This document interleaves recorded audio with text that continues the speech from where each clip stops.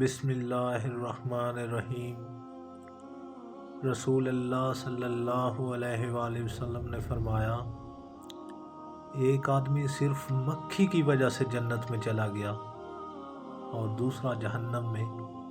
صحابہ نے عرض کیا، یا رسول اللہ صلی اللہ علیہ وآلہ وسلم، وہ کیسے؟ نبی اکرم صلی اللہ علیہ وآلہ وسلم نے فرمایا، دو آدمی ایک قبیلے کے پاس سے گزرے۔ اس قبیلے کا ایک سبت تھا جس پر چڑھاوا چڑھائے بغیر کوئی آدمی وہاں سے نہیں گزر سکتا تھا۔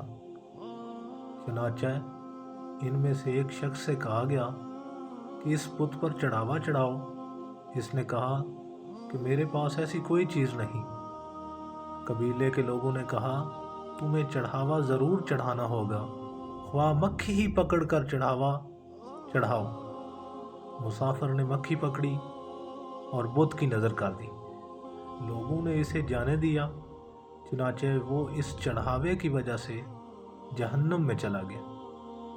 قبیلے کے لوگوں نے دوسرے آدمی سے کہا، تم بھی کوئی چیز بت کی نظر کرو، اور اس نے کہا، میں اللہ تعالیٰ عز و جل کے علاوہ کسی دوسرے کے نام کا چڑھاوا نہیں چڑھاؤں گا۔